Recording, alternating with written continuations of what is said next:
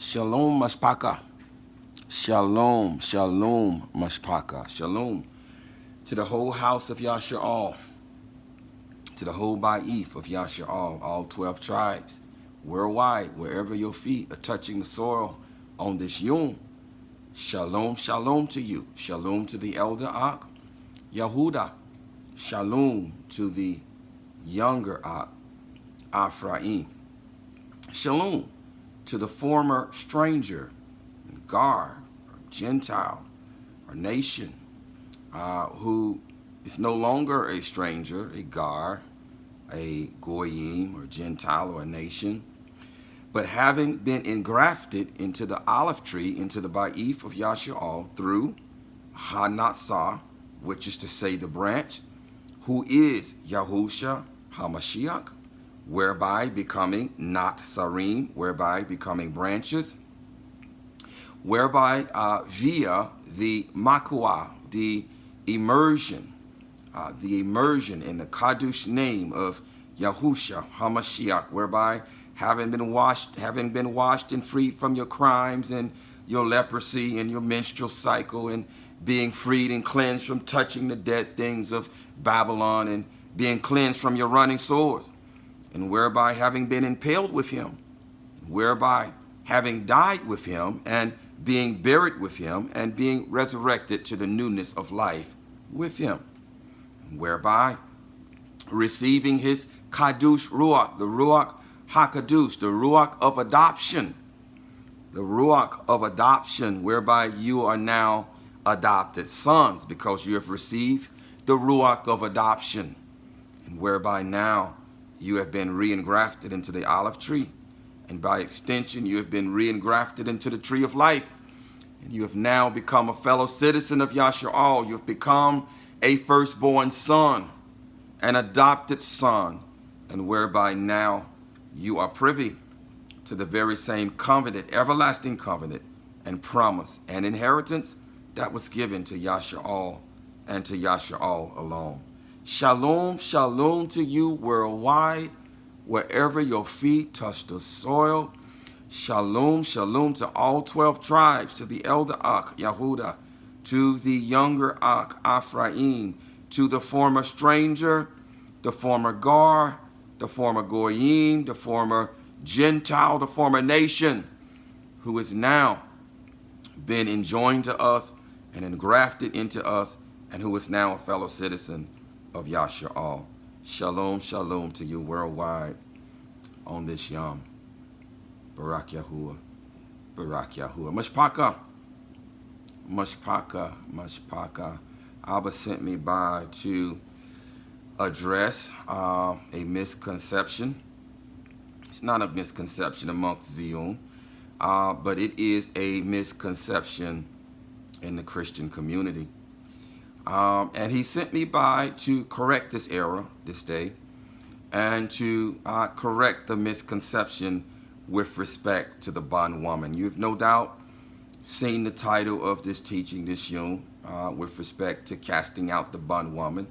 Again, the name of this teaching is Cast Out the Bondwoman. Is the law cast out? Is the bondwoman the law? Does the bondwoman represent the law? Is that what the bondwoman represents? Indeed. Cast out the bondwoman. Is the law cast out? Is it bondage? Cast out the bondwoman. Is the law cast out?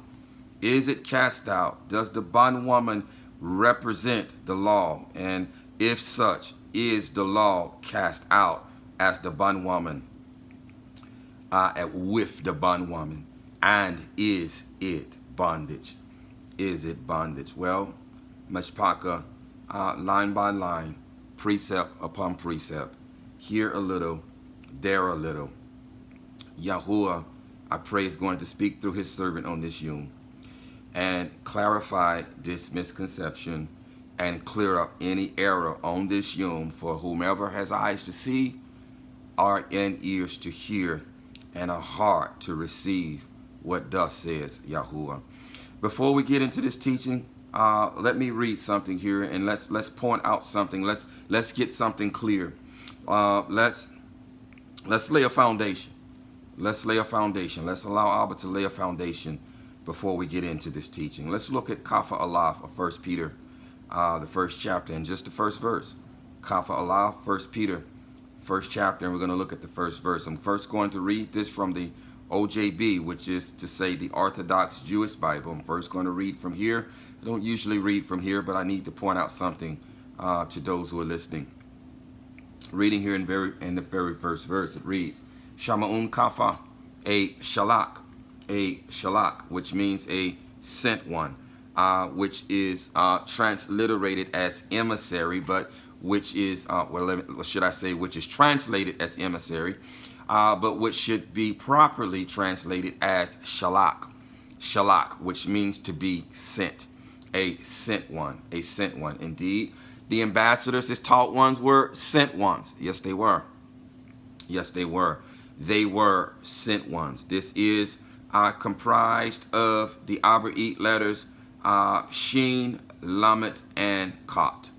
Shin, Lamet, and Kot. Indeed, Shin is represented by two front teeth.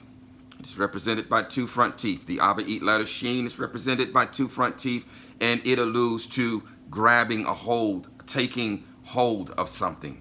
Lamet is represented by a shepherd's goad, a walking stick, a shepherd's goad. And Kot is represented by a fence. And so in Shalak, which means sent one, what we find here, looking at the Abrahamic letters, each Abrahamic letter carrying its each individual meaning, and when you place these meanings together, you get the context of what the word is trying to relate. And so in placing these words together, Shin, which is to take hold of something, Lamet, which is a shepherd's goad, and it also means to what? It also means to teach. And Kot, which means a fence. And so to be sent means to be what? It means to be a shepherd. It means to be a shepherd. It means to be someone who is able to teach. It means someone who is able to proclaim. It means someone who is able to nabuah, to prophesy. It means someone who is able to shepherd. If I haven't said that, it means someone who is a shepherd, who is a teacher, who is a proclaimer, someone who is able to prophesy, someone who is able to prophesy, and someone who is able to proclaim, someone who, in other words, is able to walk in what the Christian church calls a fivefold ministry. But so we have the Lamet, the Abrahamic letter Lamet, which is again represented by a shepherd's goad, which means it is used in the sense of shepherding and grabbing hold of lost sheep, and doing what? And bringing them back within the confines of the safety of the fence, which Kot represents.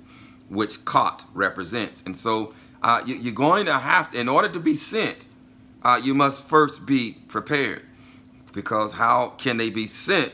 How can they proclaim, rather, unless they be sent? Shalak. So we see in proclaim is, some translations say evangelist or preacher. So in order to be a proclaimer, you also must be shalak. You must be sent. You must be a sent one. And so all of the emissaries were proclaimers. They were sent ones. They were shepherds. They were teachers. And they were prophets. They could nabuah under the inspiration of the Ruach. And so Kafa was a shalak. He was a sent one. Indeed. Unless you're sent, you have no business going. And if you're sent, he's going to prepare you before he sends you. Barak Yahuwah. So reading here again, Shama'un Kafa, a shalak of Rabbi Malak HaMashiach Yahusha, to Ha-Bakaim, which is to say the chosen ones. Who were the chosen ones? Well, the Torah tells you who the chosen ones are. This is why I'm reading this. The Torah tells us who the chosen ones are, and they're not Christians. They're not Christians. The chosen ones has always been the house of Yasha'al. Indeed, the whole of Scripture is written to the house of Yasha'al. It is not written to Christians. No, it isn't. No, it isn't.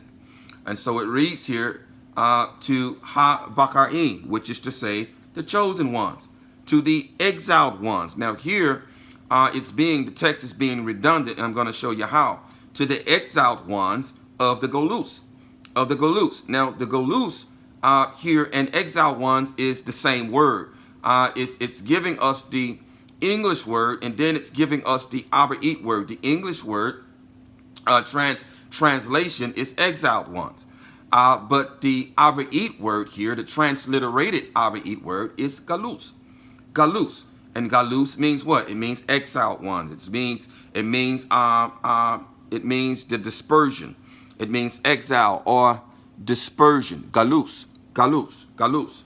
Sojourners living as aliens in the diaspora, scattered in Pontus, Galatia, Cappadocia, Asia, and Bithynia. Listen, sojourners living as aliens in the diaspora, scattered in Pontus, Galatia. Galatia. Indeed, Galatians is one of those books. It's a go-to book for Christians because they think it's written to Christians. Here, it tells a different story. It was not written to Christians, and Christians misinterpret it because they have no understanding of the Torah. They have no understanding of the Torah, so they twist the words of Sha'al to their own destruction. Yes, they do. Yes, they do. He went to the diaspora. He went to the Galus. He went to the Galus, to the dispersion, to the exiles, to the exiled ones who were in Galatia. What exiled ones? Well, Ephraim at this point had been exiled for perhaps close to 2,000 years at this point. Ephraim, the northern 10 tribes, which Sha'al went to, had been dispersed and living amongst the nations and counted as nations for here now in this text for close to 2,000 years. Also, there was also the Greek diaspora. When the Greeks had come in and taken some of our ancestors captive to Galatia and to Pontus and to Cappadocia and to Asia and to Bithynia. And so they wrote to the diaspora. Thus it says here, to the Ha-Bakarim, to the chosen ones. He only has one chosen people. Christian, I pray you're listening. He only has one chosen people, and I got news for you. You haven't taken their place. You haven't taken their place. You have not. You have not. You've been deceived. You have not taken their place. In order to receive the barakah of Abraham, you must engraft into his seed. You must become one of his seed. You must engraft into the house of Yasha'al. Otherwise, you're still a Gentile. You're still his enemy, and he's coming to deal with you soon. Yes, he is. Yes, he is. So I bring your attention to Galus. I bring your attention to Galus, and there's a reason why I bring your attention to Galus. I'm going to read this again, the same text. Now, 1 Peter, Kafa Allah, 1 Peter, the first chapter and verse 1, but now I'm going to read it from the Scriptures translation. And it reads here, Kafa, an emissary, a shalak, a sent one, a shalak, a sent one, a shepherd, sent out with a shepherd's goal to take hold of the lost sheep and grab them and teach them the ancient path, the Torah, and grab them and bring them back as a good shepherd would do, carry them on his shoulders and bring them back to the cot, to the fence, and bring them within the safety of the confines of the fence, to bring them back to the block, to the flock, to bring them back to the ancient path. This is what a shalak does. This is what a shalak does. And so if you think you're sent, Christian, and you're not teaching them the ancient path, and if you don't know what the true good news is, and you're not bringing them back within the safety of the confines of the fence, which is the ancient path, you ain't sent. You're not sent. You're preaching or teaching a different gospel. Well, actually, you are teaching the gospel. You're not teaching the same good news. No, you're not. No, you're not. And you're in error, and Abba's going to deal with you. Yes, he is. Yes, he is. He's going to deal with you. He's going to deal with you severely because you're operating in falsehood. You think you have understanding, but you have no clue. And I pray that you're still listening. I'm not insulting you. I'm telling you the truth. I'm not your enemy because I tell you the truth. Don't turn this off. Listen to this teaching so that Abba perhaps will open your eyes and your ears and give you understanding and call you out of darkness into its marvelous light, to call you back to the ancient path. Listen, Kapha, an emissary, Shalach of Yahushua Mashiach, to the chosen. He only has one chosen people, Ha-Bakarim. He only has one chosen people. Strangers, foreigners, strangers in a foreign land. Strangers in a foreign land. Strangers, how are they strangers in a foreign land? Because they're away from their homeland. They're away from the nation of YAHUAH. Strangers of the dispersion, Galuts. Galuts, G-A-L-U-T-S, a T-Z. Galuts in Pontus, Galatia, Cappadocia, Asia, and Bithynia. So why did I mention the word Galuts, which means dispersion or exile? Because it is believed, it is written in some texts that Galatia was named after the Galuts. Yeah, it was named after the Galuts, after the dispersed ones, who had came and warred and took over that territory and named it Galatia. And named it Galatia after Galuts. After Galuts, after the dispersion. Do you think that Shaul just went to Galatia by happenstance? He just went there by happenstance? Do you think that when he said, I shall now go to the nations, I'm washing my hands of you Yahudim, and now I'm going to go to the nations, you think that he was just going to perhaps just Gentiles, Gentiles in the pure sense of the word? No. He was going to the diaspora. He was going to the dispersion.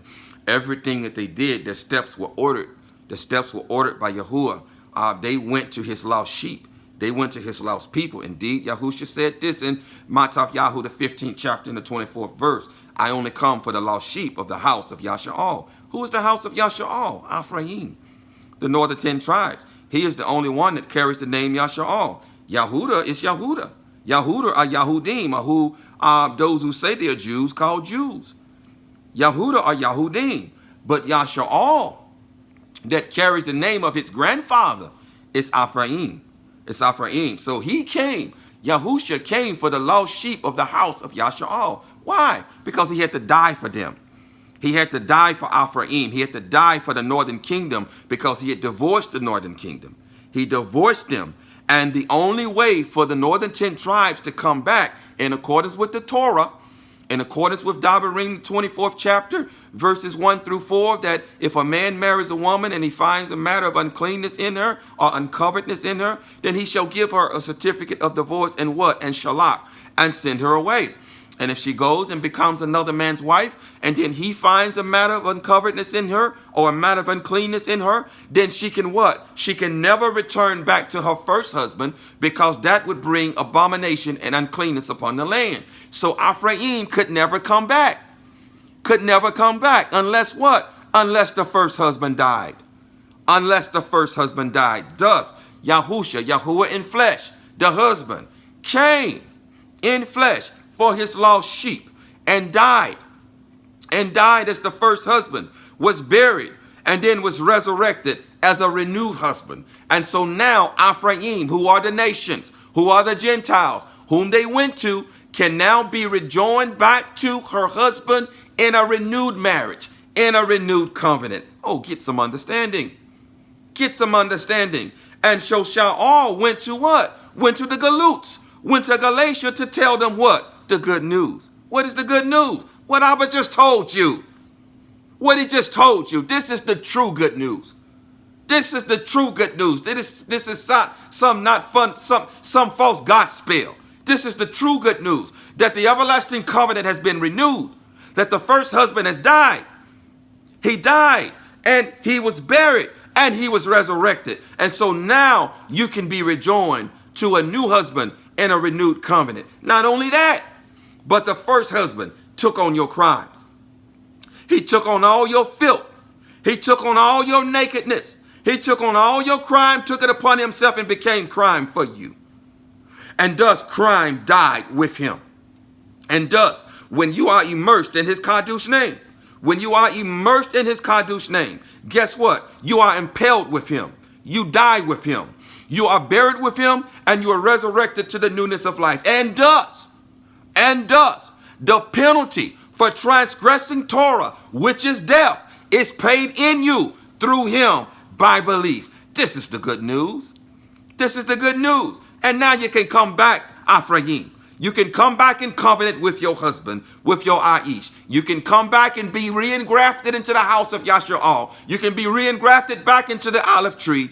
And you can come back into the everlasting covenant. You can be reconciled back to the everlasting covenant with your husband and with your father.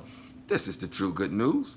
This is it. And you, Yahudah, who was not divorced, but put away. You were not divorced, but you were sent away. You were put away. And in this put away status, what did you do? What did you do? Your filth was worse than our sister Ephraim. Yes, it was. Yes, it was. Your filth was worse than hers. The only reason that he didn't divorce your wicked behind is because he had to come through the tribe of Yahudah. Yahuwah had to come through the tribe of Yahudah. And plus, he promised sovereign Dawood that he would never lack a man to sit on the throne. And so he came through the tribe of Yahudah. He came through the loins of Dawood. Why did he come through the loins of Dawood? Because through Dawood, he established his throne in the Aras forever. Because he is a just Elohim. He is a righteous Elohim. And he will not go where he does not have a legal right to be.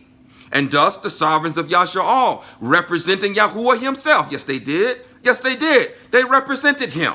Yes, they did. The sovereigns of the nations represent Hashatan. The sovereign of Yasha'al represents Yahuwah. But the only one who ruled as Yahuwah and governed as Yahuwah was sovereign Dawood. And thus through sovereign Yahuwah, he established his throne in the Aras forever.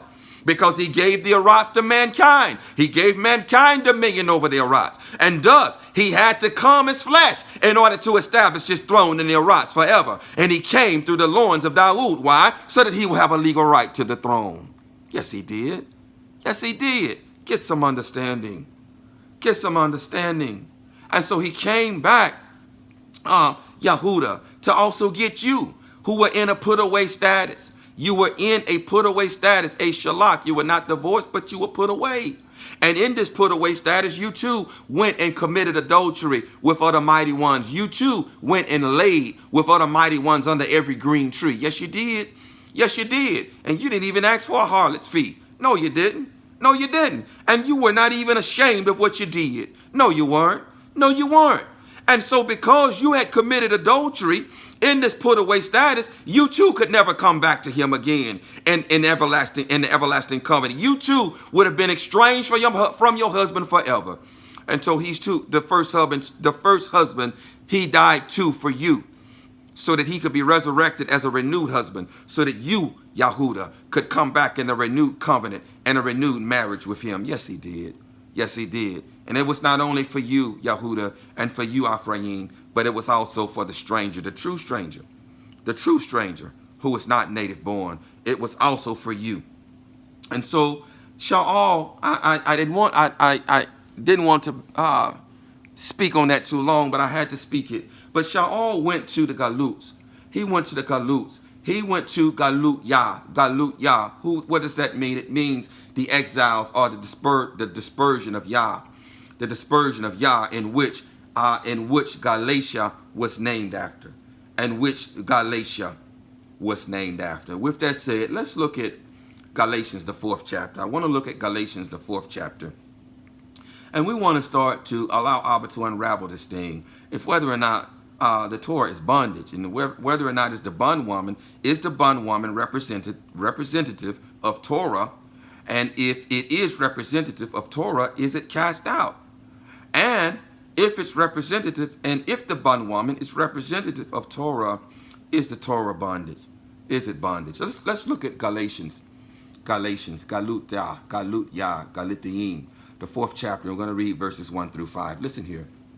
And I say, for as long as the heir is a child, he is no different from a slave, though he is master of all, but is under guardians and trustees to the time of prearranged by the Father. So we also, when we were children, we were under the elemental elemental matters of the world, being enslaved. When we were children, listen here, we were under the elemental matters of the world, being enslaved. Being enslaved to what? Being enslaved to crime and paganism. Being enslaved to crime and paganism. This is what the elementary matters is.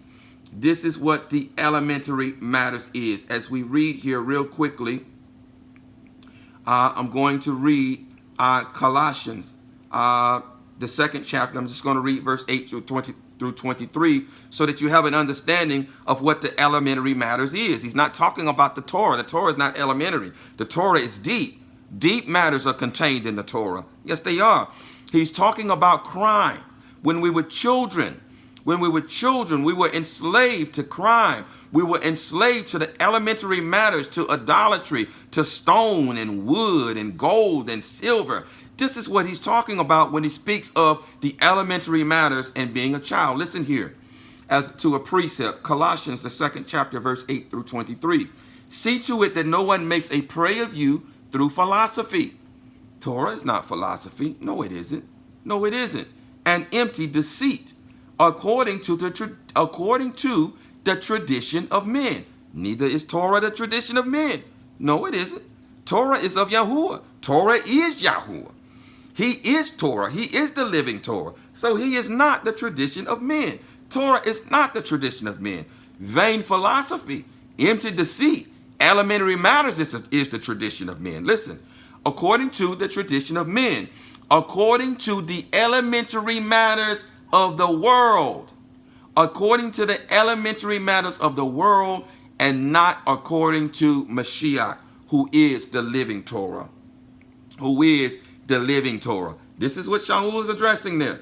The elementary matters: idolatry, crime, idolatry, ignorance. He's not talking about truth, which is Torah. He's not talking about that which pertains to Yahuwah. He's talking about the tradition of men. Reading on. Because in him dwells all the completeness of Elohim bodily, and you have been made complete in him, who is the head of all principality and authority. And him you were also circumcised with a circumcision not made with hands. We're going to talk about this some more up above. We're going to talk about this. We may come back down here, but we're going to talk about this some more. In him you were also circumcised with a circumcision not made with hands, in the putting off of the body of the crime of the flesh by the circumcision of Mashiach, having been buried with him in immersion, in which you are also raised with him through the belief and the working of Elohim, who raised him from the dead. Barak Yahuwah. We're going to talk about this further down in the video some more. We're going to talk about this as well.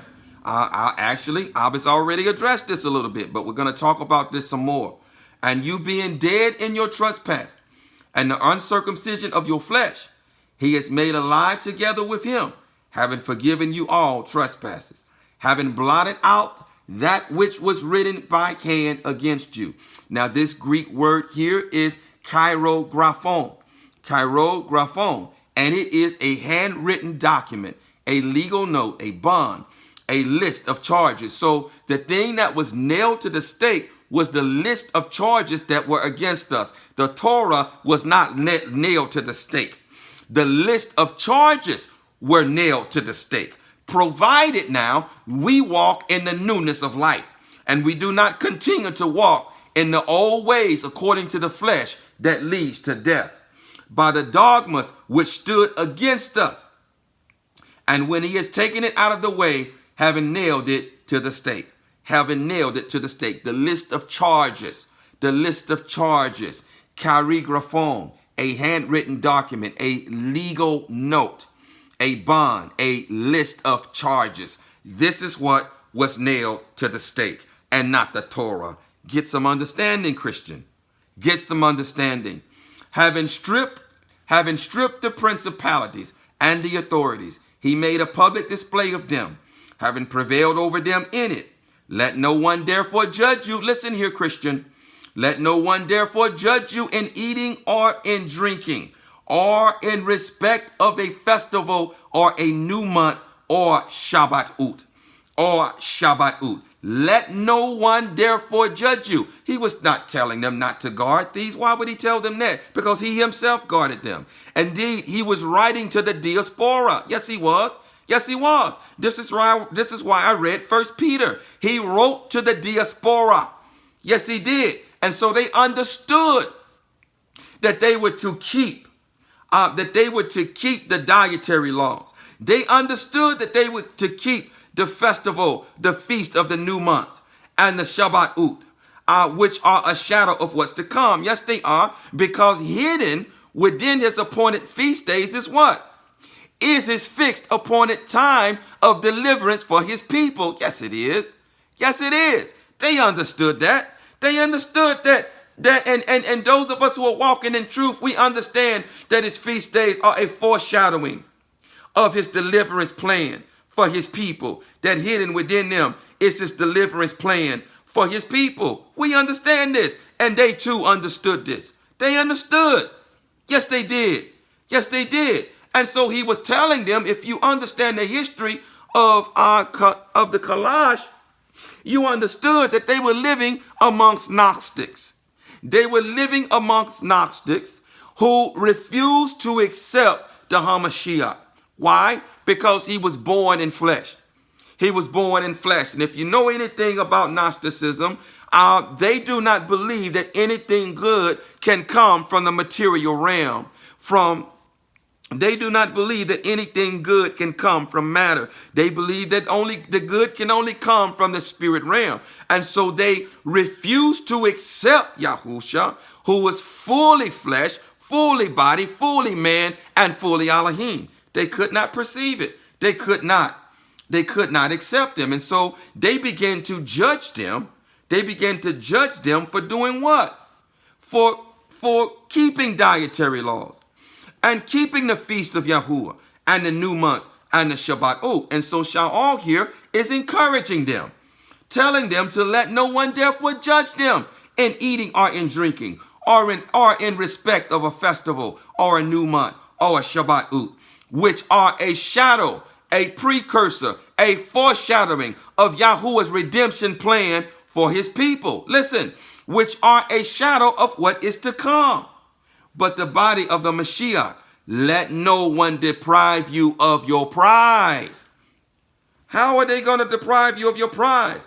By not guarding his word, by not guarding his Torah, by not guarding the ancient path and keeping his appointed feast and not keeping his dietary laws. That's how someone would be able to deprive you of your prize.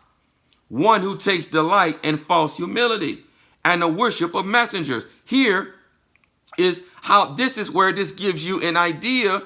This is where the Gnostics here are uncovered, because they worship the spirit realm.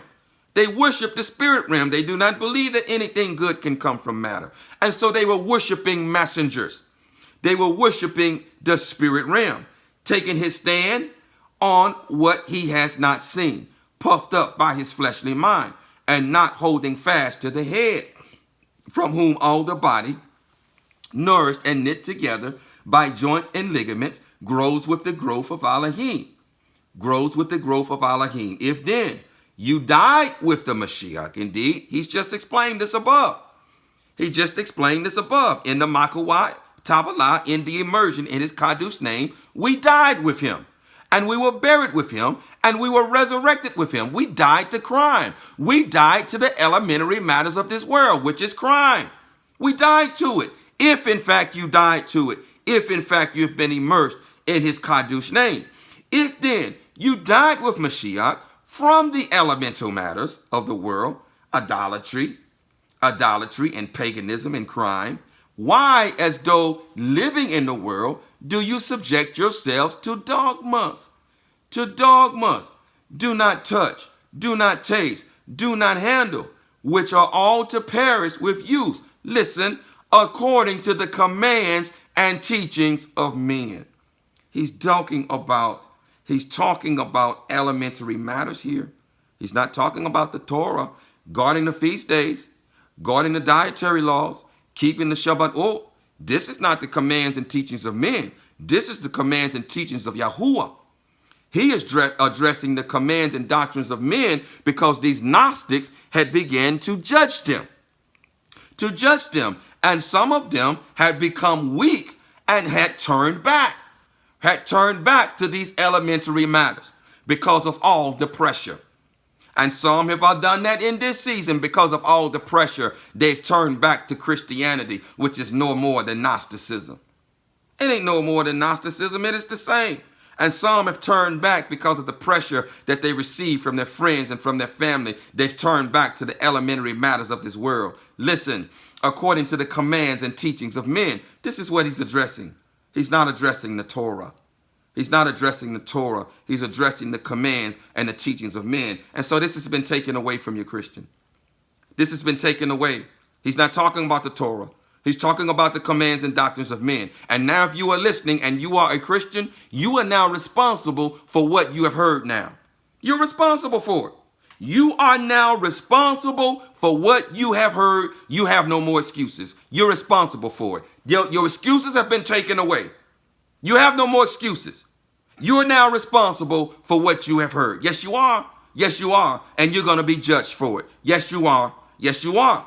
These indeed have an appearance of chokmah, which is to say prudence, and self-imposed worship, humiliation, and harsh treatment of the body, of no value at all, only for satisfaction of the flesh. In other words, if you are in HaMashiach, who has freed you from paganism, why behave as though you are still subject to those elemental rules? Why go back into paganism? Why go back into paganism? Who the Son sets free indeed is free indeed. And so this is what Sha'al is addressing here.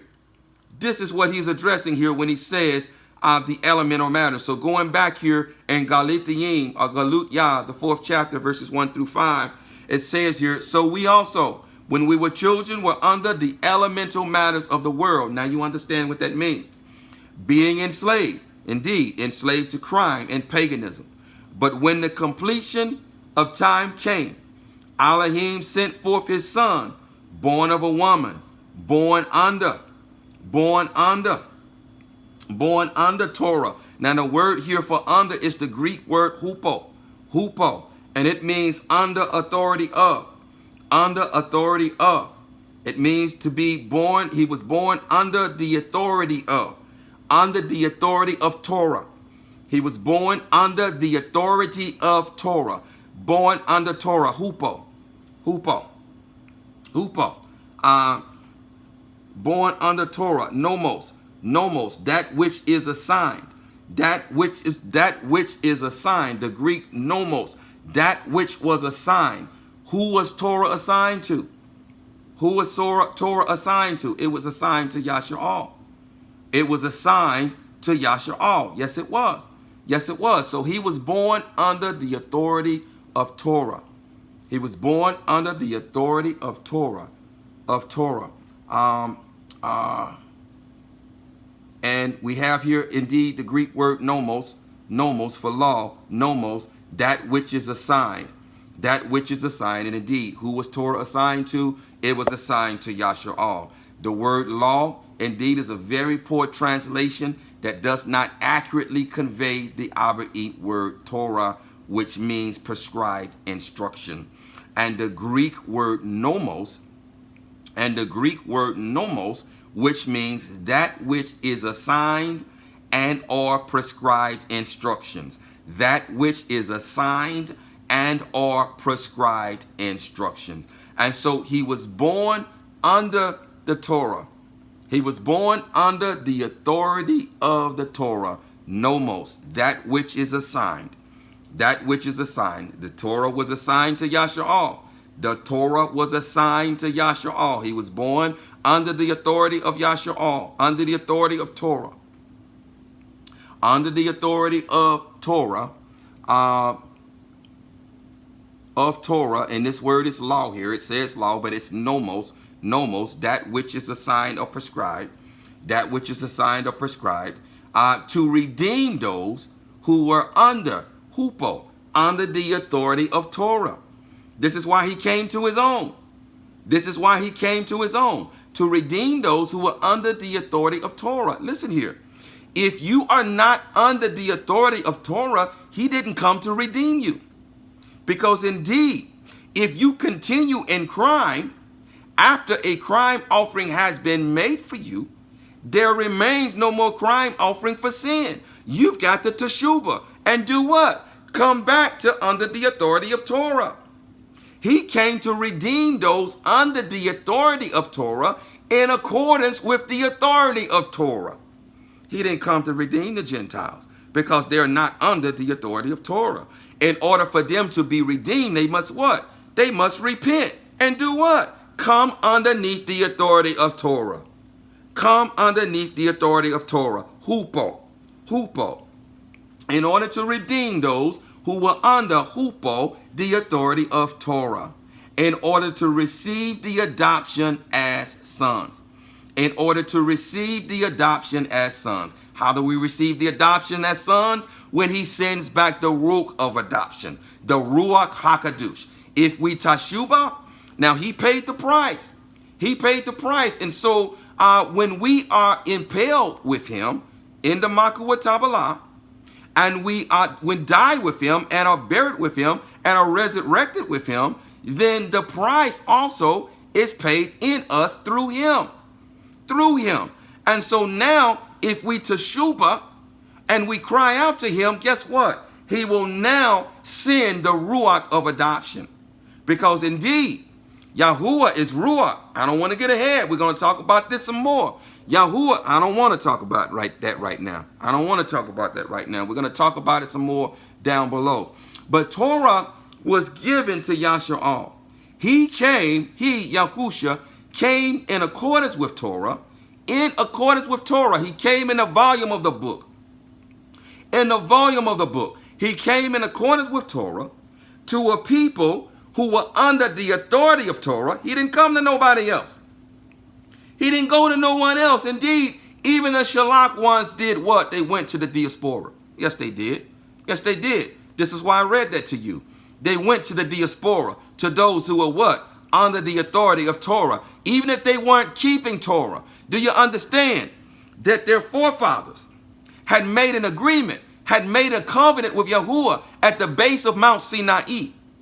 And whether or not they accepted that, and whether or not they guarded Torah or not, is insignificant, it's inconsequential. They were still under the authority of Torah. He said he came to the lost sheep of the house of Yasha'al. The lost sheep of the house of Yasha'al is Ephraim, is Ephraim, who had been dispersed amongst the nations and who were counted as Gentiles, who were counted as nations. And so he came to a people who were hupo, under the authority of Torah, in order to redeem them in accordance with Torah. Yes, he did. His very death was in accordance with Torah. Was in accordance with Torah. Yes, it was. Yes, it was. His very death was in accordance with Torah. How so? Because Torah calls for the shedding of blood for the remission of crimes.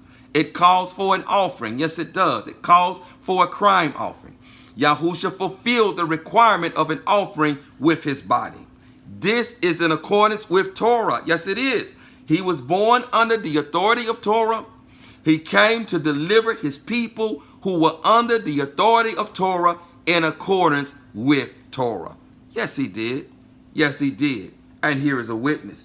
Here is a witness. In Matthew, the 1st chapter, verses 20 through 21, it reads here, "But while he thought about this, see, a messenger of Yahuwah appeared to him in a dream, saying, Yahusha, son of Dawood, do not be afraid to take Maryam as your wife, for that which is in her was brought forth from the Kadush Ruach. And she shall give birth to a son, and you shall call his name Yahusha. Yahuwah is deliverance. Why? For he shall deliver his people from what? From their crimes. How? As a crime offering. He came in accordance with Torah in the volume of the book, and he died. His very death was in accordance with Torah. He came as a crime offering. Yes, he did. Yes, he did. To a people who are hupo, under the authority of Torah. Under the authority of Torah. And many of you who are lost in Christianity are under the authority of Torah, but you just don't know it. Because why? Because you are part of the diaspora, but you've been lied to. You've been lied to. You've been lied to. And so you've been lied to and told that you're a Christian. You've received falsehood, but you are under the authority of Torah, and he has come for you too. He died for you too. But if you continue in falsehood and if you continue in these false religions, you are trampling on his death. You're trampling on his offering, and there remains no more crime offering. There remains no more offering for crying for you if you continue in this falsehood. If you continue in this falsehood. Now looking at Galatians, we're reading this part by part. We're breaking this down a little bit at a time at different sections. But looking now at Galatians, the 4th chapter, continuing in the 4th chapter, looking at verses 6 through 8, it reads here now. And because you are sons, Elohim has sent forth the Ruach of his Son.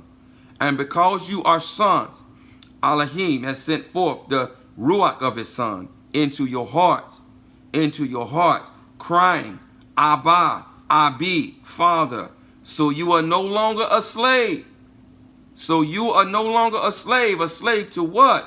A slave to crime. We're going to talk more about this too, though. But you are no longer a slave. You are no longer a slave to crime. You are no longer a slave to crime. So you are no longer a slave, but a son.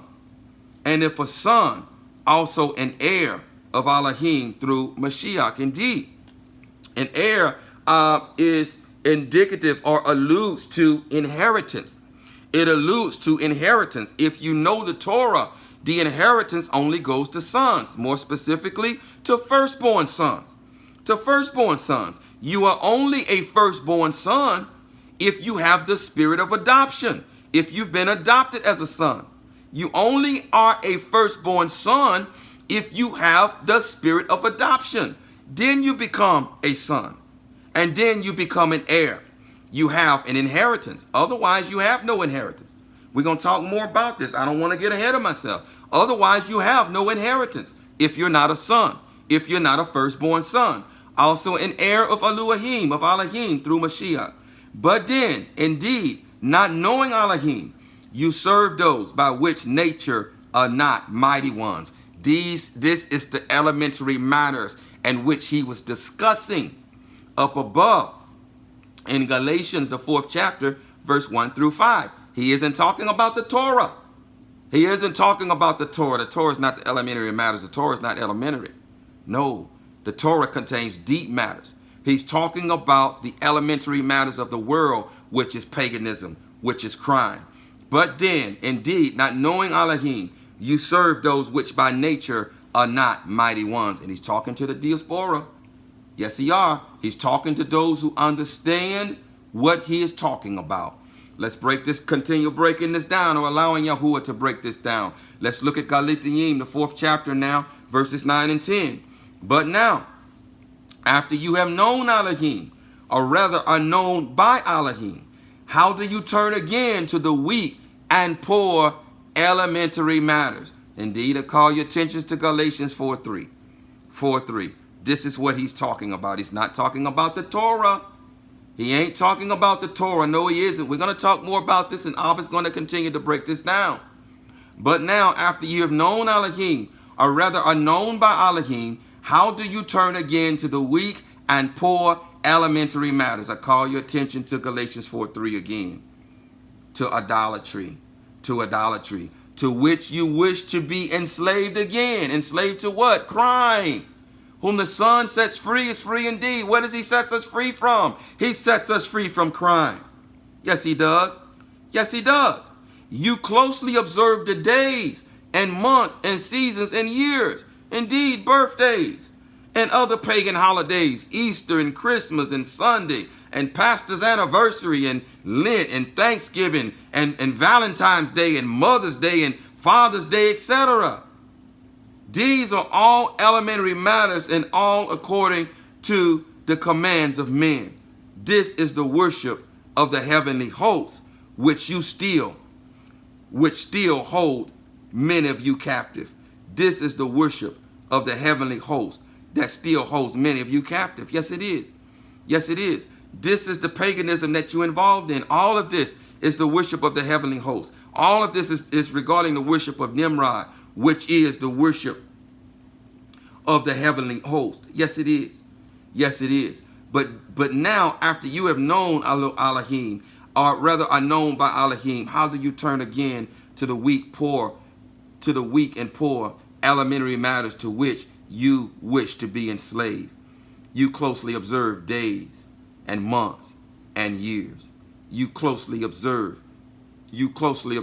days and months and seasons and years. This is what he's talking about. This is what he's talking about with respect to the elementary matters, and you, Christian, are still doing this. But a voice is crying out in the wilderness today. He is sent by a fisherman once more. There's a fisherman that is fishing this day. I pray that you hear the voice of a fisherman so that you are not left prey to the hunters who are soon to come upon the earth. Listen and take heed, and harden not your heart when you hear the good news. Harden not your heart when you hear the good news. Galatians, let's look at the 4th chapter in verses 11 through 20 now. Galatians, the 4th chapter, verses 11 through 20 now, beginning at verse 11. I fear you, lest by any means I have labored for you in vain. Brothers, I beg you to become as I am, because I am as you are.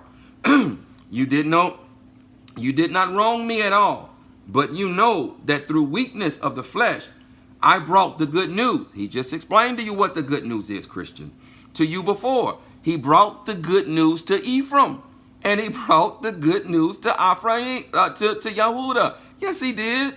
Yes, he did. The good news was to Ephraim, who had been divorced. Yes, it is. Yes, it is. And my trial, which was in my flesh, you did not despise or reject, but you received me as a messenger. And this word is agilos, or falsely translated as angel, a messenger. Indeed, Shaul was received as a messenger. Indeed, when we walk in the Ruach, we walk in accordance to how we were created to be. Yes, we do. Yes, we do. Like messengers. We were created to be like messengers. Indeed, we were created greater than messengers. Yes, we were. Yes, we were. Indeed, we walk like our old. Indeed. In accordance with the second book of Canuk, Adam was created greater than a messenger. But it says there he was created like a messenger, but greater than a messenger. He was given dominion over all of the rocks, but he was talked about there in the book of Adam and Kua as the messenger of the Arats. But we know that he was greater than a messenger because the same book says that at first the messengers feared him.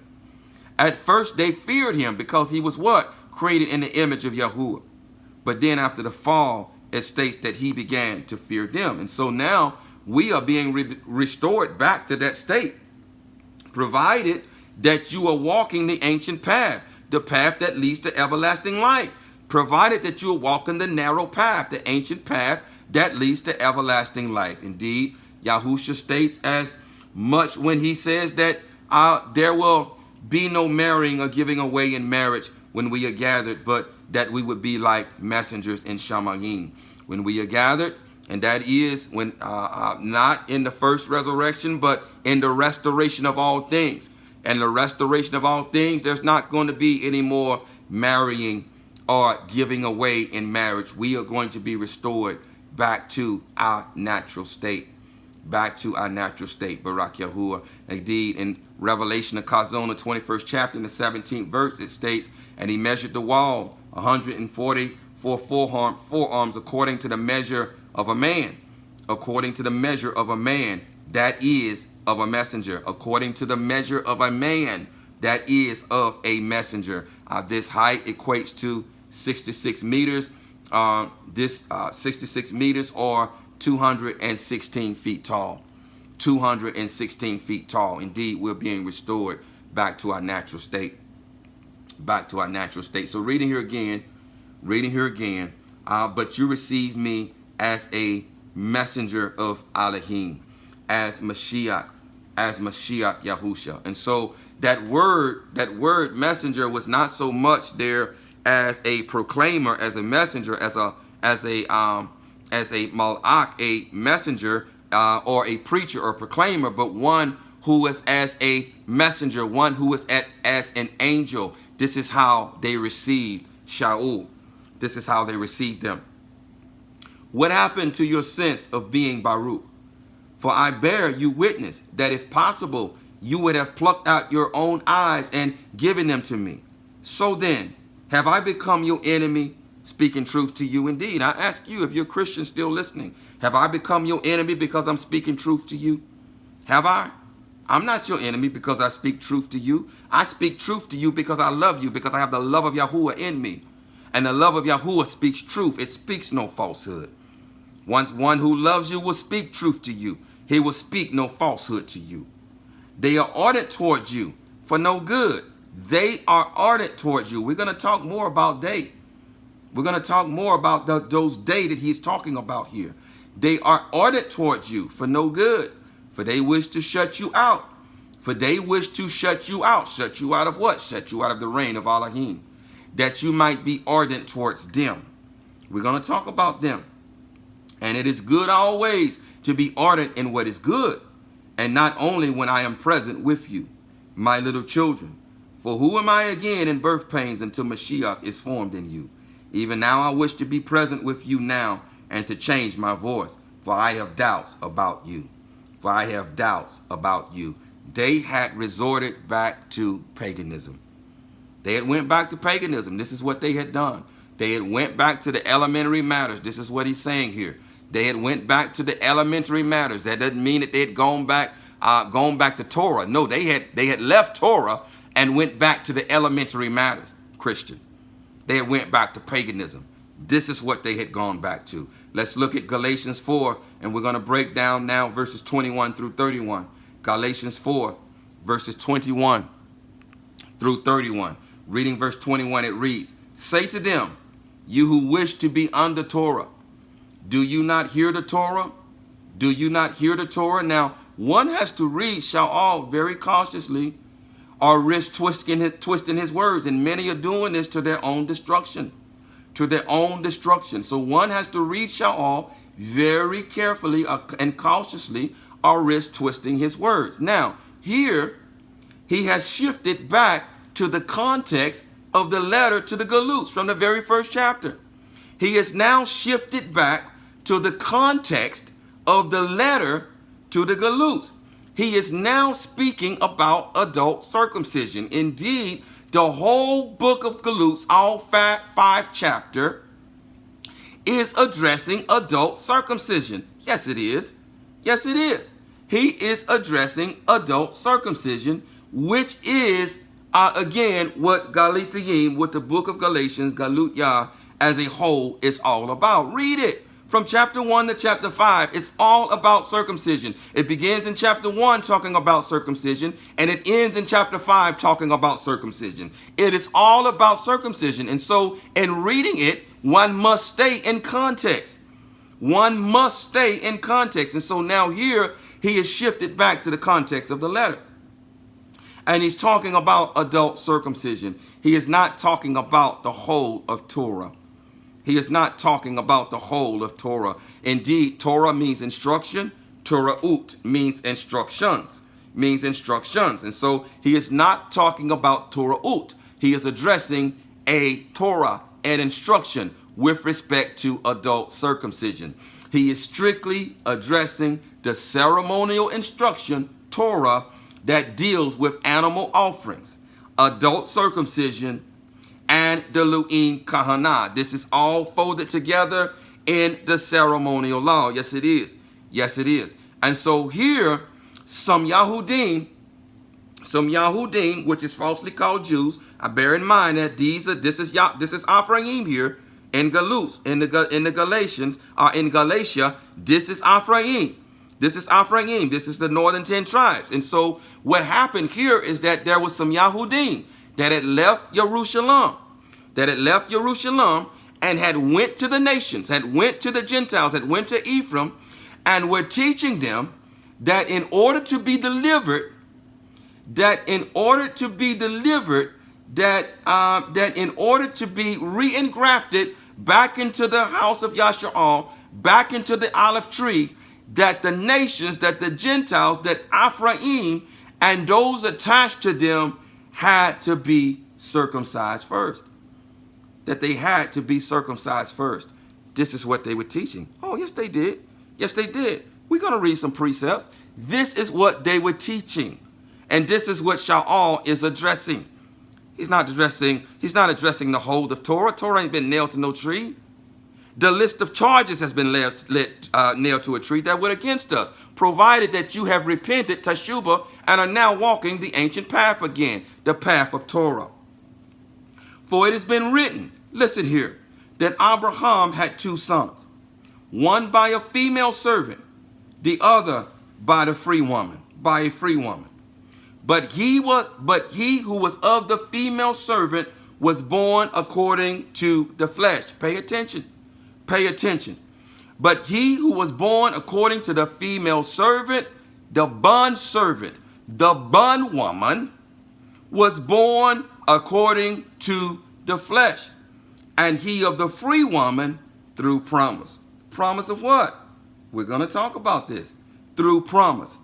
This is allegorical. For these are the two covenants. One indeed from Mount Sinai, which brings forth bondage, which brings forth slavery, which is Hagar, which is the bondwoman, which is the slave woman, which is the maidservant of Sarah, which is the mother of Ishmael. For this Hagar is Mount Sinai in Arabia, corresponds to Jerusalem, which now is in slavery, bondage with her children. But the Jerusalem above is free, which is the mother of us all. For it has been written, celebrate, O barren, you who do not bear. Break forth and shout, you who do not have birth pains. For the deserted one has many more children than she who has a husband.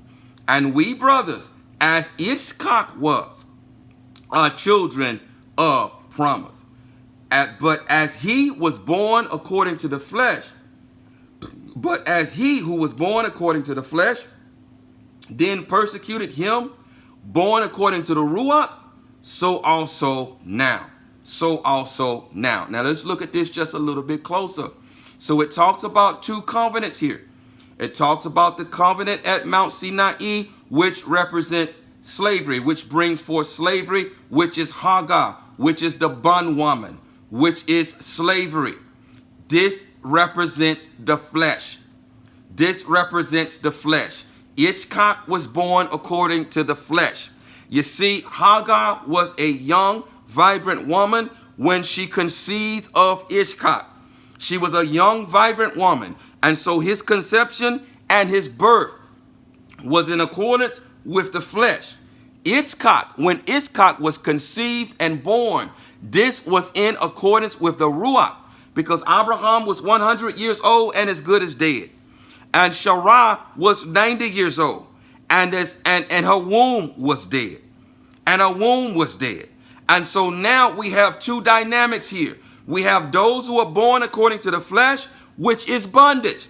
Yes, it is. It is bondage. The flesh is bondage because it is sold under bondage.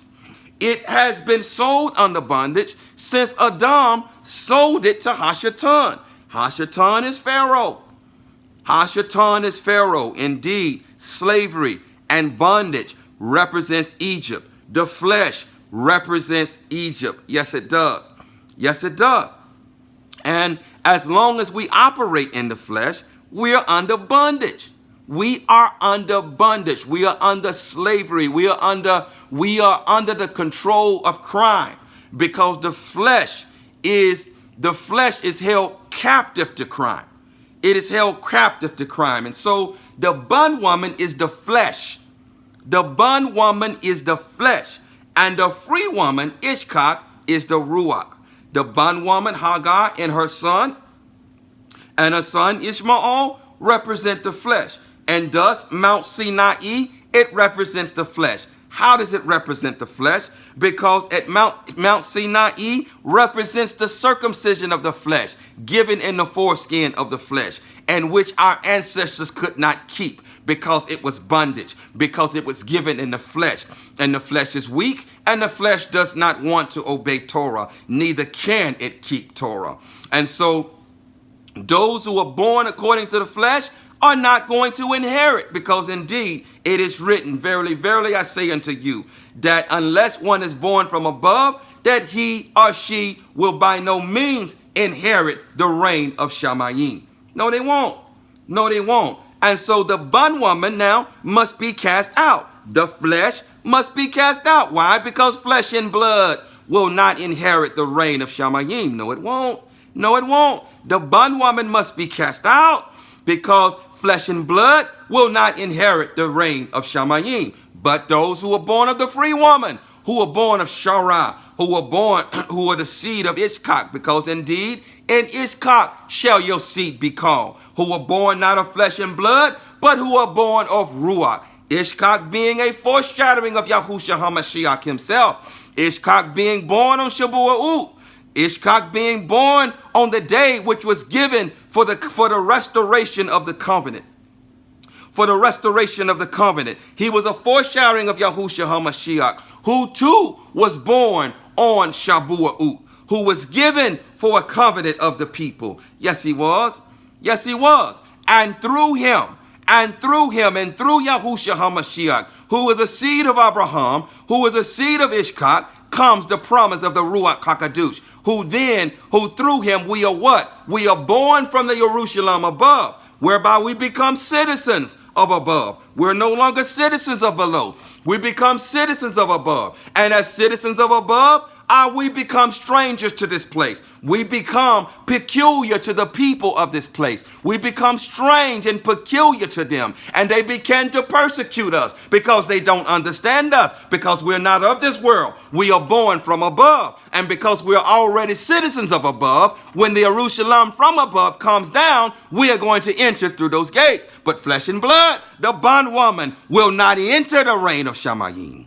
No, it won't. No, it won't. And so the bondwoman is the flesh. It's not Torah. And by extension here now, he's talking about the circumcision of the flesh. This is what Mount Sinai represents. This is what Mount Sinai represents. It represents the flesh. Two covenants, the one at Mount Sinai and the one that began at Shabua'ut in Jerusalem, when the taught ones were gathered in that room. And Yahuwah sent out his Ruach, the promise. This is the promise. Yahuwah began to send out his Ruach upon our flesh. And then the Ruach came into the heart of men. And he did what? He circumcised the heart. Oh, yes, he did. Yes, he does. He circumcised the heart. And he wrote his Torah upon the heart, giving us a love for Torah and a willingness to obey it. You see, a circumcision is still required. It's still required for adults, but it is the circumcision of the flesh that is not given with hands, that only comes by way of the Ruach HaKadosh when we are born from above. Two covenants, the one at Mount Sinai and the renewing of the everlasting covenant that was renewed once and for all by the shed dam of Yahushua HaMashiach. The bondwoman is not Torah. The bondwoman is the flesh, Christian. And you are still enslaved to the bondwoman. You ain't going to inherit because you haven't been born above. How can I say that? Because if you had the spirit of truth in you, if you have the Ruach of truth in you, you would still not be operating in those lies. No, you wouldn't. No, you wouldn't. Yahuwah breathed his breath into me, his Ruach into me when I was still a Christian on top of a mountain in the Dominican Republic back in 2014. And from the time that he breathed his Ruach into me, he started to speak truth to me. The Ruach of truth began to reveal truth to me, and he drew me out of Christianity. If you have the true Ruach of truth, he will not leave you in falsehood. He can't. He can't, because he's the Ruach of truth. If you stay in falsehood and you think you have the Ruach of truth, you do not. You have a Ruach, but you do not have the Ruach of truth. And the covenant has not been renewed in you. You have not received the circumcision of the heart. You need a circumcision to come into the camp, to come into the assembly of Yahshua. Oh, yes, you do. The Torah says you do. You need a circumcision to come into the assembly of YAHUAH, but not one made with flesh, one made upon the heart by the hands of the Ruach HaKadosh. Your heart needs to be split. Your heart needs to be circumcised, and the Torah needs to be written upon it, whereby giving you a love for Torah and a willingness to obey it, whereby whom the Son sets free. Whom the Son sets free is free indeed. How does he set us free? He set us free from our flesh. He sets us free from Hashatan. He sets us free from Egypt. Yes, don't you understand that the blood at Egypt in Mashraim that was smeared upon the doorpost was a foreshadowing of his blood? And that Pharaoh is a representation of Hashatan? Yes, he is. Yes, he is. Our flesh was sold into bondage to him by our father Adam. And so when Yahusha sends his Ruach back and circumcises our heart and writes his Torah upon our heart, he sets us free from crime. He sets us free from Egypt. He sets us free from Parah, because with his Ruach in us, now we are under no more obligation to obey the sinful inclinations of our wicked flesh. Now we can come back to this ancient path and walk this ancient path in Ruach and in truth, and not turn to the right or to the left of it. Yes, this is what Shaul is talking about. It's not talking about the Torah is the bondwoman. The flesh is the bondwoman. The flesh is the bondwoman. And if you have not been delivered from your flesh by the Ruach of Yahuwah, you're still in your flesh. You're still a son. You're still a son and a daughter of the bondwoman. You're not a son or a daughter of the free woman. And we, brothers, as Ishkak was, are children of promise. Yes, we are, because Ishkak was the son of promise. And Ishkak shall your seed be called. He is the son of the inheritance. And we too will inherit. We too will inherit if we are born in like manner of Ishkak. Because Yahuwah is not flesh and blood. Yahuwah is Ruach. And so his true sons or daughters are not born of Ruach, are not born of flesh and blood. We are born of Ruach. And if we're born of Ruach, then that means that we have received the Ruach of adoption. And now we are firstborn sons. And as firstborn sons, we're going to what? Receive the inheritance of our Father. Yes, we will. Yes, we will. This is Torah. This is Torah, Christian. Get some understanding. And we, brothers, as Ishkak was, are children of promise. But as he who was born according to the flesh, then persecuted him according to the Ruach, so also now. This still continues. Those of you who are still in the flesh, you don't understand us, and you persecute us. Yes, you do. Yes, you do. But what does the scripture say? Cast out the female servant and her son. Yes, flesh and blood is not going to inherit the renewed Jerusalem that's coming down from Shamayim. It's not. Flesh and blood will not inherit. Flesh and blood cannot inherit. Only his true sons and daughters are going to inherit. Born of Ruach, born from above, born of the free woman. Barak Yahuwah. Cast out the female servant and her son. For the son of the female servant shall by no means be heir with the son of the free woman. No, she won't. No, he won't. No, he won't. The flesh will not inherit. The flesh will not inherit. The flesh is bondage. Flesh and blood cannot inherit the reign of Shamayim. Do you understand? Do you understand? Therefore, brothers, we are not children of the female servant, but of the free woman, provided that you've been born of the Ruach. Provided that you've been born of the Ruach. And guess what? He ain't going to give you his Ruach if you are not making an attempt to worship him in Ruach and in truth, and to obey him in Ruach and in truth. Now, I was in error as a Christian when he sent forth his Ruach, but I loved him. I loved my Abba with all my heart, and I just wanted to obey him. I just didn't know how. I wanted to obey him with all my heart. I just didn't know how. And guess what? The eyes of Yahuwah goes to and fro, doing what? Looking for a heart that's perfect towards him. And he found a heart that wanted to serve him. He did. He found a heart that wanted to serve him and wanted to obey him. And he sent his Ruach. And then he wrote his Torah upon my heart. And he began to teach me the truth. He began to teach me the truth. And I will not turn back. I will not turn back or go to the left or to the right of the ancient path of which he has placed me on. And so if you do not have his Ruach, if you do not have the spirit of truth, then the covenant is not renewed with you. It's not renewed. You are still a son or servant of the bondwoman. Yes, you are. Yes, you are. You are not a descendant of the free woman. and you're not going to inherit. And indeed, if you are not making an attempt to obey him in ruach and in truth, he's not going to send his ruach. And if he has sent his ruach of truth, he won't leave you in that falsehood too long. He can't. You can't stay in falsehood and have the true ruach of truth. You can't. It's impossible. You cannot. You cannot. Cannot. But before, the circumcision that Shaul was addressing, he was talking about the flesh. He was talking about the flesh. The covenant at Mount Sinai. He's talking about the flesh. The flesh is the bondwoman. The flesh is the bondwoman. It is the bondwoman. And those who operate in accordance with the flesh are still seed of the bondwoman. And so he was telling them, listen, the circumcision that you need is the circumcision of the heart. You need to become a descendant of Ishkak, because he is the one. He is the son of promise. And Ishkak shall your seed be called, not of the bondwoman, not of Ishmael, not of the circumcision of the flesh, but the circumcision of the heart. Now, don't get me wrong, Mishpaka. We are still to circumcise our 8-day-old sons. Yes, we are. Yes, we are. This is an everlasting decree. We are to still circumcise our 8-day-old sons, because they are infants. They are newborns. And when they are circumcised, they are brought into the everlasting covenant with Yahuwah.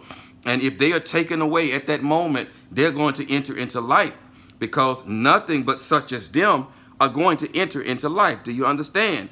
Only those that are such as them are going to enter into life. Only infants, only children are going to enter into life. And so this is why when we receive the Ruach HaKodesh, what does that mean? It means we are reborn. Yes, it does.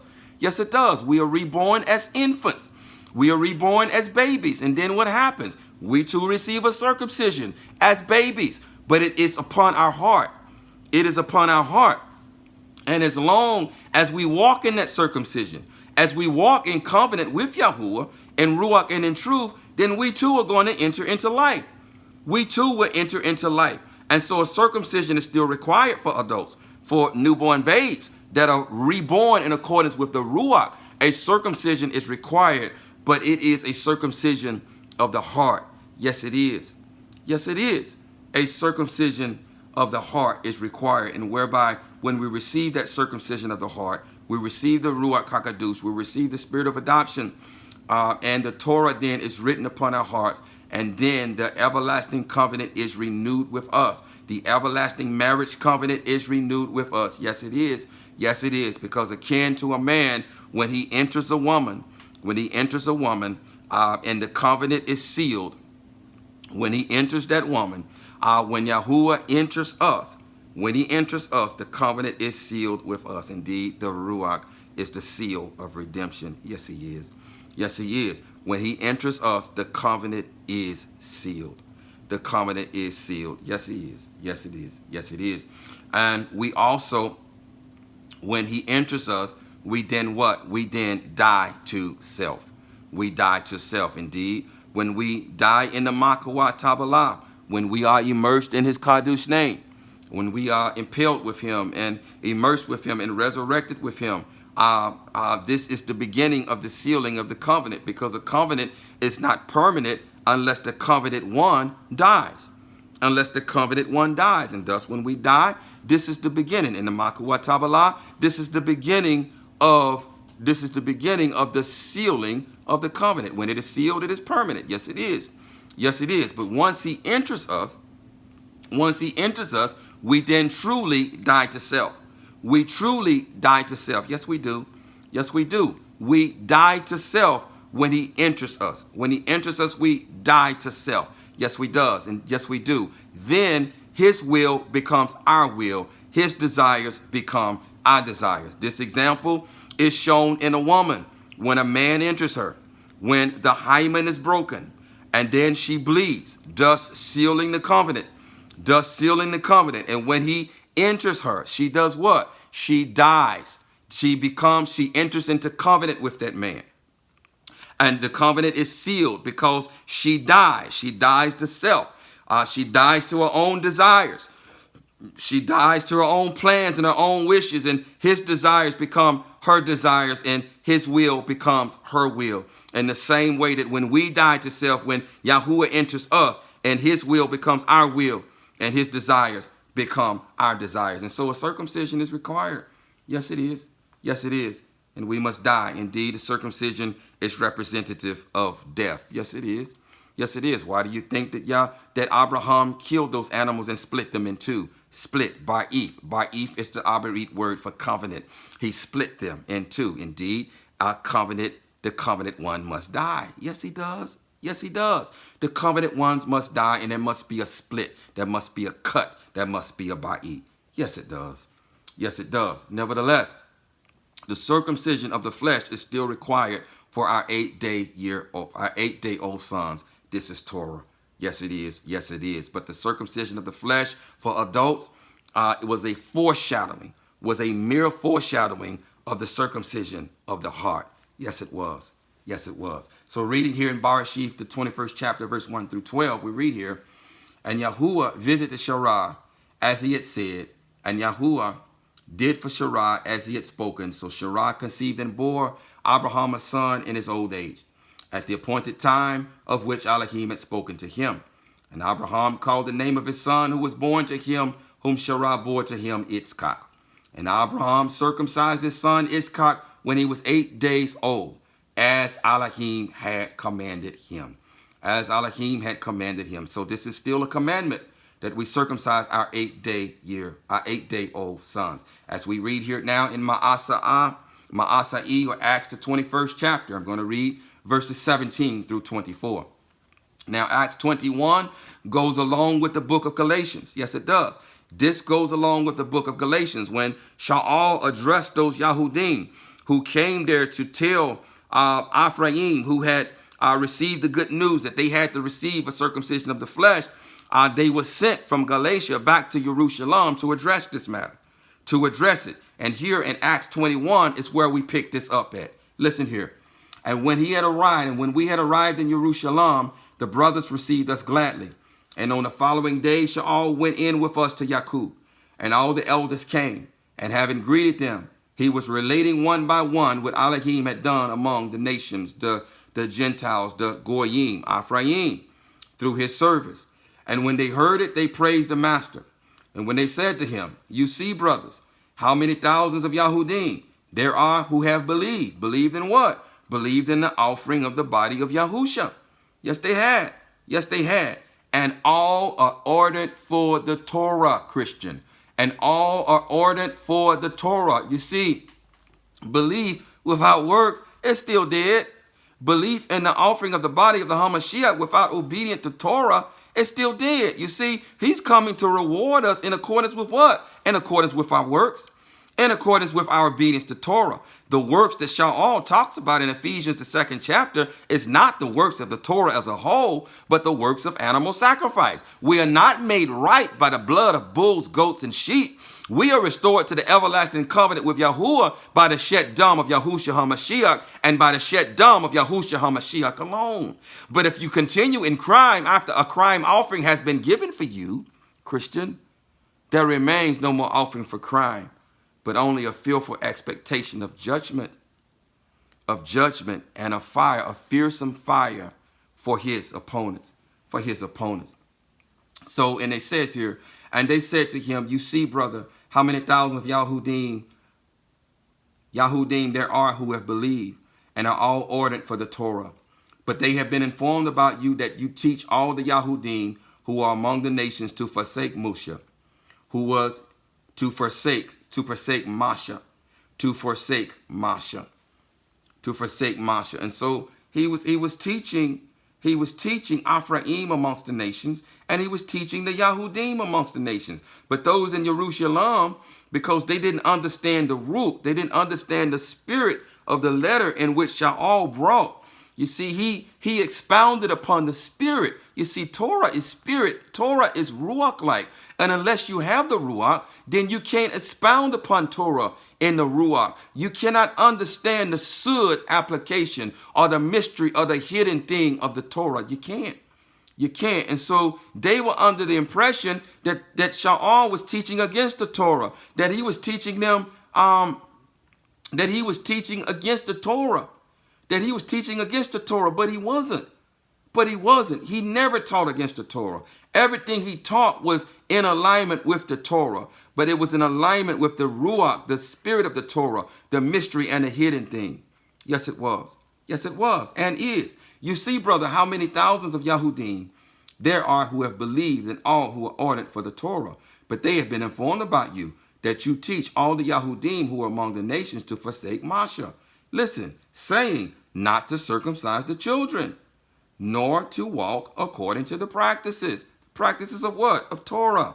And so it is still a requirement that we circumcise our 8-day-old sons. What then is it? They shall certainly hear that you have came. So do this. What do we say to you? Actually, this is not when they came back to address the issue of circumcision. That's Acts 15, but we're going to talk about that too. That's in Acts 15, but we're getting ready to look at that momentarily.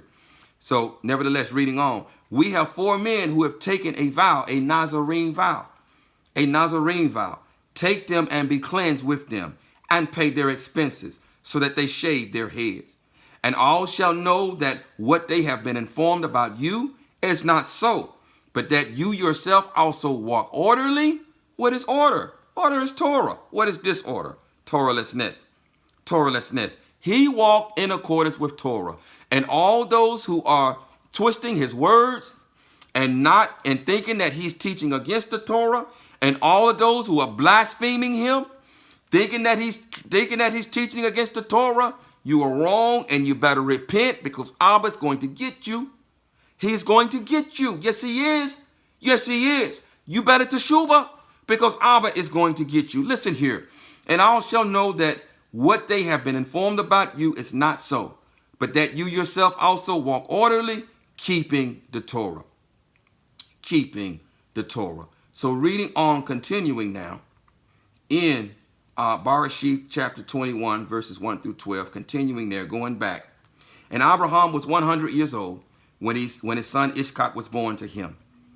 And Sarah said, Elohim has made me laugh, and everyone who hears it laughs with me. And hence Ishak means laughter. And she said, who would have said to Elohim that Sarah would nurse children? For I have borne him a son in his old age. And the child grew and was weaned. And Abraham made a great feast on the day that Ishak was weaned. And Sarah saw the son of Hagar, the Mashra'i, whom she had borne to Abraham, mocking. So she said to Abraham, drive out this female servant and her son, for the son of this female servant shall not inherit with my son, with Ishak. And the matter was very evil in the eyes of Abraham because of his son. But Elohim said to Abraham, let it not be evil in your eyes because of the boy and because of your female servant.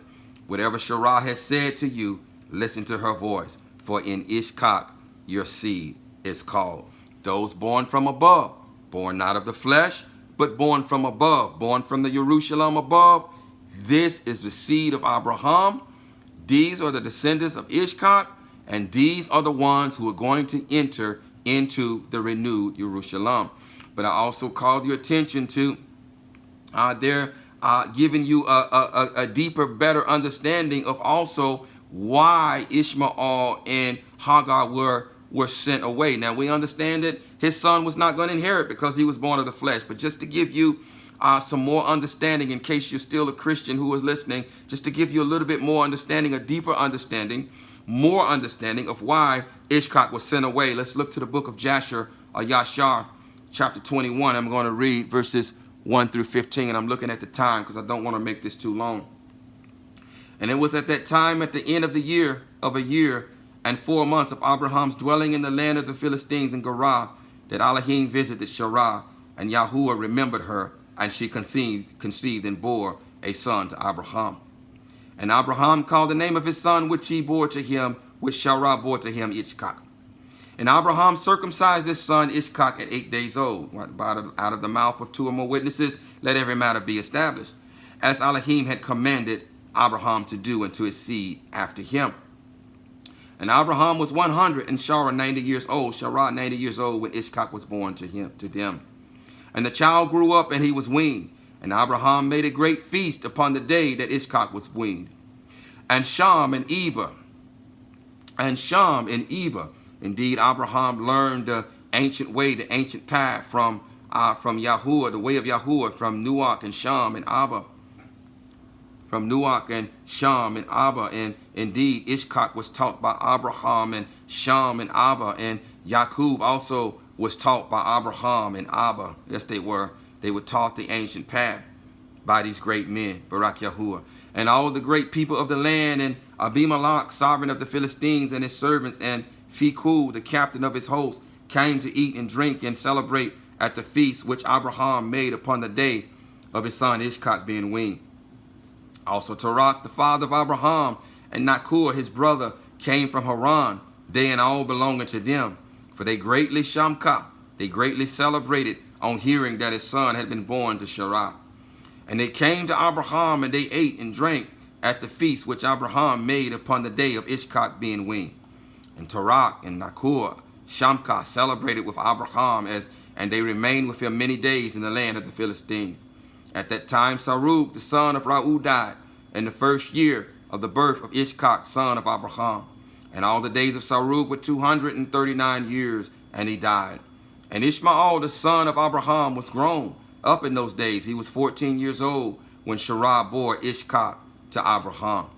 And Elohim was with Ishmael, the son of Abraham, and he grew up, and he learned to use the bow and became an archer. And when Ishak was 5 years old, he was sitting with Ishmael at the door of the tent.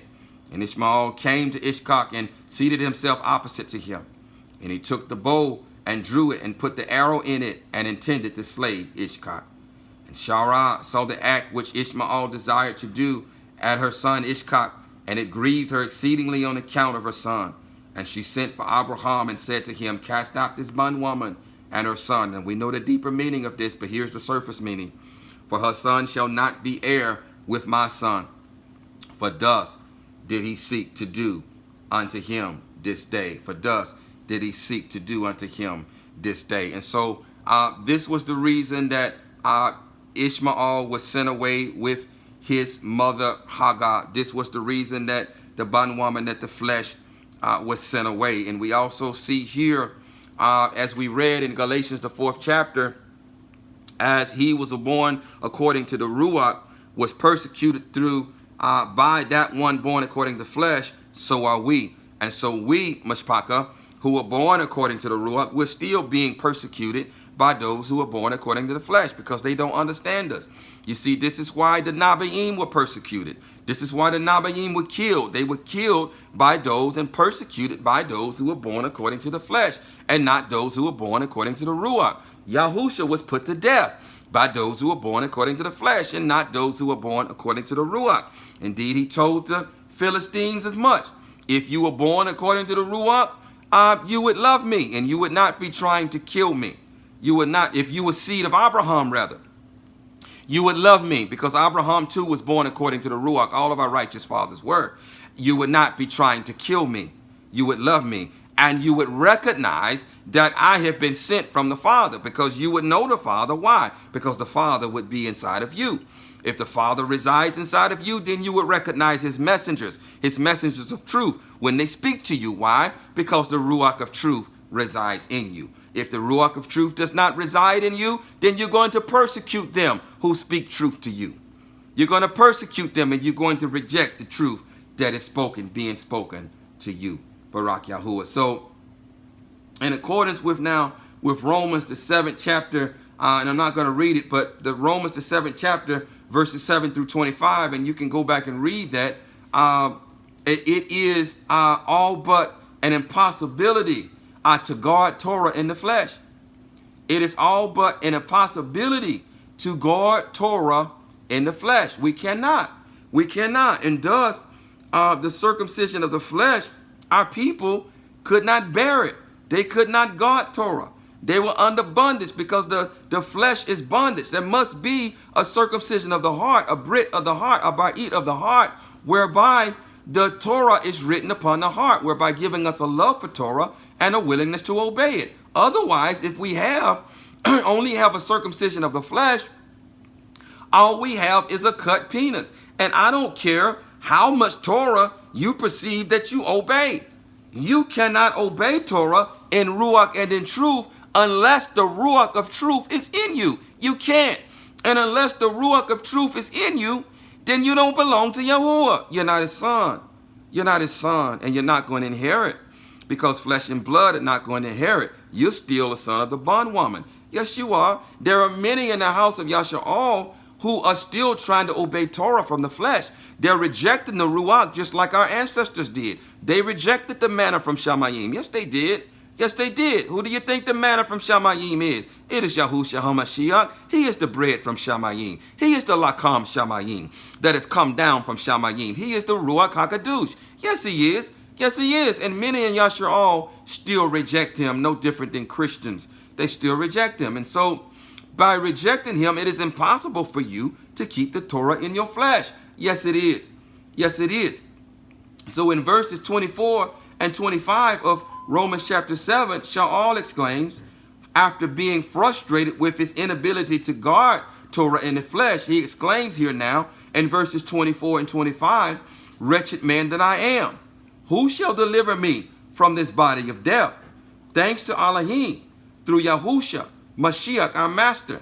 So then with the mind, I myself truly serve the Torah of Elohim, but with the flesh, the Torah of crime.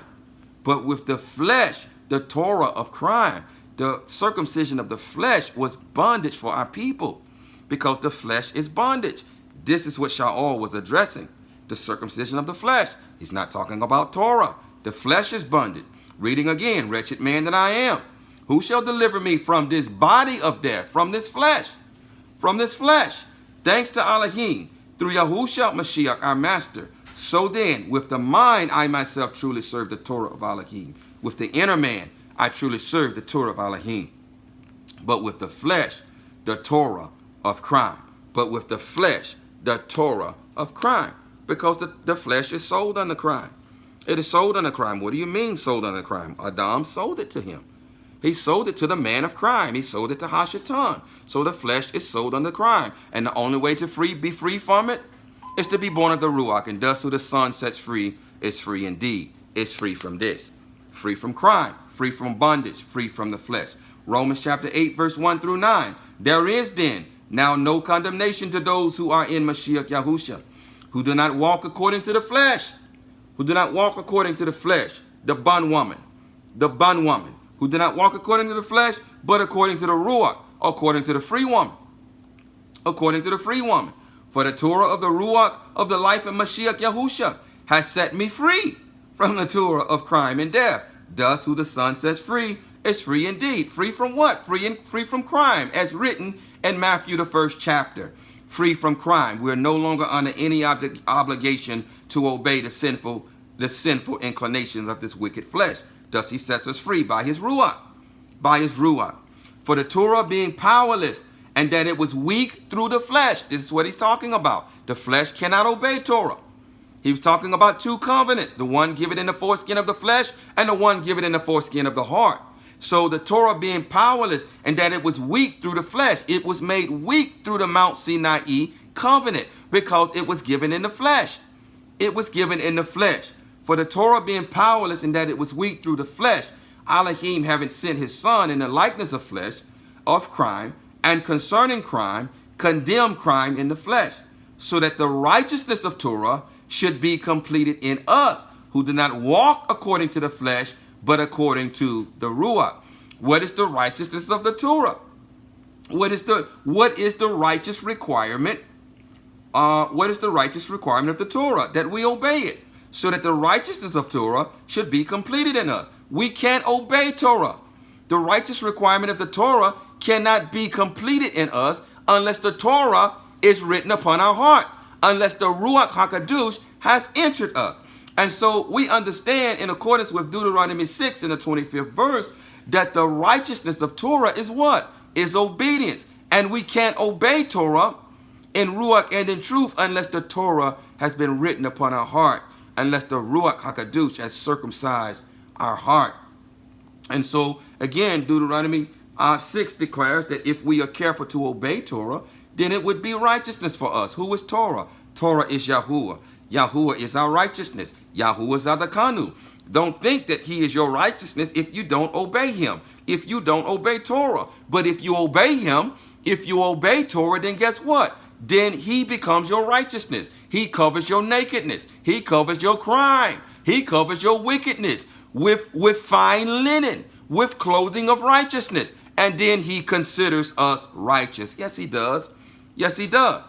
And so the righteousness of Torah is completed in us because Yahuwah has given us his Ruach, who circumcises our hearts and writes his Torah on them, whereby giving us a love for Torah and a willingness to obey it. He is giving us his Ruach because the penalty of Torah has been paid, which is death, which the penalty for transgression Torah, which it has been paid, which is death, through the offering of the Hamashiach, and which we were offered with him in the Makawah Tabalah, provided that you have been offered with him, provided that you have undergone the immersion in his Kadosh name. Reading on, for those who live according to the flesh, set their minds on the matters of the flesh. But those who live according to the Ruach, the matters of the Ruach. For the mind of the flesh is death, but the mind of the Ruach is life and shalom. Because the mind of the flesh is enmity towards Elohim, for it does not subject itself to the Torah of Elohim. Listen, for it does not subject itself to the Torah of Elohim, neither indeed is it able. He's talking about the flesh here. The bondwoman is the flesh. It's slavery. It's bondage. It can't obey Torah. We are only set free through the free woman, through the spirit of adoption, which gives us the ability to obey Torah. For it does not subject itself to the Torah of Elohim, neither indeed is it able. And those who are in the flesh are unable to please Elohim. But if you are not in the flesh, but in the Ruach, if indeed the Ruach of Elohim dwells in you, and if anyone does not have the Ruach of Mashiach, this one is not his. He already told you that unless you're born of Ruach, then you don't belong to him. He's not flesh and blood. He is Ruach, and his true sons and daughters are born of Ruach. These are his true sons and daughters. If indeed the Ruach of Elohim dwells in you, and if anyone does not have the Ruach of Mashiach, this one is not his. Indeed, we cannot truly guard the Torah without the indwelling of the Ruach HaKadosh. To truly guard Torah, we cannot neglect the weightier matters. We cannot neglect the weightier matters. The weightier matters cannot be kept or understood without the indwelling of the Ruach HaKadosh. Indeed, if we walk according to the flesh is going to die. Yes, it is. Why is it going to die? Because Yahuwah declared to our father Adam that on the day that you partake of the fruit, it's the day that you shall die. It's the day that you shall die. So the flesh must die. The flesh must die, and it is going to die. And if we are immersed in this Kadosh name, then this is symbolic of the flesh dying, and we are resurrected. This is reminiscent or symbolic of us being resurrected to the newness of life. And then we wait on the coming of the Ruach HaKadosh. And so if we walk according to the Ruach, we will live. We will live. Why will we live? Because the Ruach will enable us to obey Torah. The wages of crime is death. The wages of crime is still death. Transgression of Torah, the penalty of that is still death. And if we remain in our flesh, we're going to die because the flesh does not want to obey Torah. And we must be born according to the Ruach in order to obey Torah and Ruach and in truth. I don't care if you're trying to obey Torah, but if you're trying to obey it in your flesh, and you're trying to obey it in your flesh, because if you're trying to obey it in your flesh, you're not obeying it in the way that Yahuwah has prescribed. You're not understanding the Ruach, and you're not understanding the weightier matters. Woe to you, scribes and Pharisees, you hypocrites, because you tithe the mint and the anise and the cumin, and you have neglected the weightier matters of the Torah, the right ruling and the compassion and the belief. There's very little compassion in the house of Yasha'al now. because they're not walking in accordance with the Ruach. They're walking in accordance with the flesh in the same way that the Pharisees were. And because of that, they don't understand the weightier matters. I'm not going to address the weightier matters in this teaching. It's already gone too long. But you're neglecting the weightier matters, which is the right ruling and the compassion and the belief. And you cannot do this without being born of Ruach. You cannot. You cannot. These need to have been done without neglecting the others. And so there's a separation going on now, Ms. Parker. There's a separation going on, and I believe Abba is telling us now to cast out the bondwoman. Cast out the bondwoman and her seed from out of our midst, because they're troublemakers. They're causing trouble and disruption amongst us in our assemblies. And I believe that Abba is calling us to cast them out, especially if they are divisive. Indeed, you warn a divisive man once. After you've warned him twice, then you are to separate yourself from him, inclusive of a woman. You're to separate from them if they are divisive. And so I believe he's calling us to separate ourselves from the bondwoman, because they're not going to inherit with those of the free woman. The seed of the bondwoman will not receive the promise. The seed of the bondwoman is not the firstborn. It's not the firstborn. In other words, Mashpaka, in other words, we're in a season where we've got to cast out our flesh. We've got to cast out our flesh, Christian. We've got to cast out our flesh, Yasha'al, because flesh and blood will not inherit the reign of Shamayim. We must be born from above. We must be born of the free woman, whereby we receive the circumcised heart and a willingness to guard Torah. The flesh cannot guard. The flesh cannot guard the weightier matters of the Torah. The flesh cannot guard Torah. This can only be accomplished in Ruach and in truth.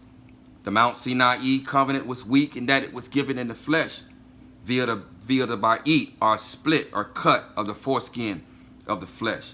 The flesh is bondage. It is sinful. It cannot truly guard the Torah. The Ba'it Kadashah, which is to say the renewed covenant, is better in that it is a Ba'it not made with hands. There is no human effort, and it is made upon the heart, giving us a love for Torah and a willingness to obey it.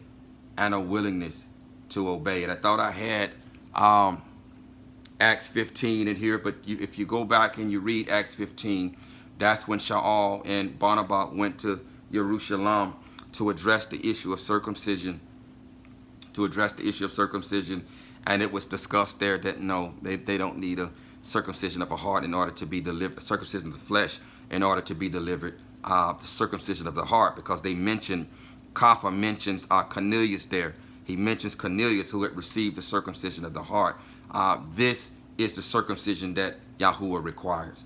This is the circumcision that Yahuwah requires. So I encourage you to go back and read that now in context and with understanding. And so is the Torah bondage? Is the bondwoman Torah? No, the bondwoman is the flesh, and neither is the Torah bondage. Neither is the Torah bondage. We're in this on Yaqub, reading from Yaqub, James, the first chapter, reading through verses 21 through 25. Therefore put away all filthiness and overflow of evil, and receive with meekness the implanted word, which is able to save your lives. With meekness, the Torah, the implanted Torah, which is able to save your lives. Come back to the ancient path. Come back to the ancient path, and become doers of the word, walking this ancient path, and not hearers only, deceiving yourselves. Because if anyone is a hearer of the word and not a doer, he is like a man who looks at his natural face in a mirror. For he looks at himself and goes away and immediately forgets what he was like. But he that looked into the perfect Torah, that of freedom, and continues in it, not becoming a hearer that forgets, but a doer of the word, this one shall be Baruch in his doing of the Torah.